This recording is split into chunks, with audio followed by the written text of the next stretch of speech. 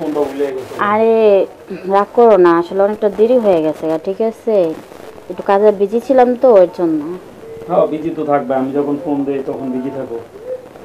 এভাবে বলো না, আমার কষ্ট লাগে। হুম। এই দেখো না, কারেন্ট নাই বুঝছো, একটু ফ্রিজ ট্রিজ সব ধুইলাম তো। খাওয়া দাওয়া করছো? হ্যাঁ করছি, তুমি করছো?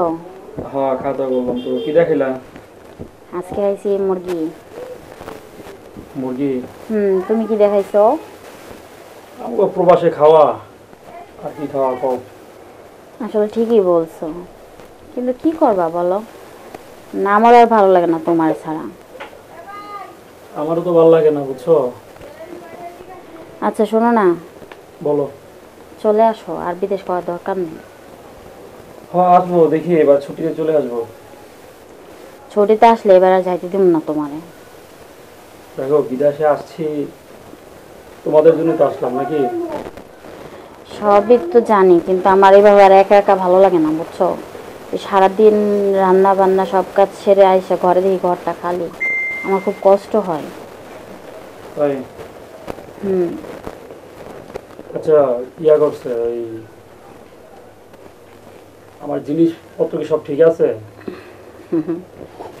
কোন জিনিস? ওই যে জিনিসটা রেখেছি।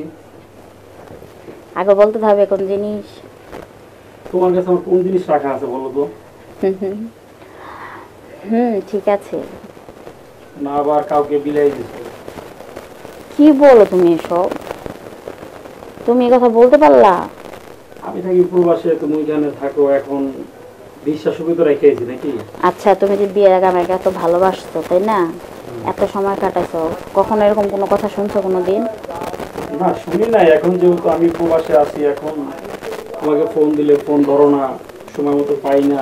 শোনো, আগে ছিলাম বাবার বাড়ি তাই না, ওখানে ছিল একরকম, বাবার বাড়িতে কাজ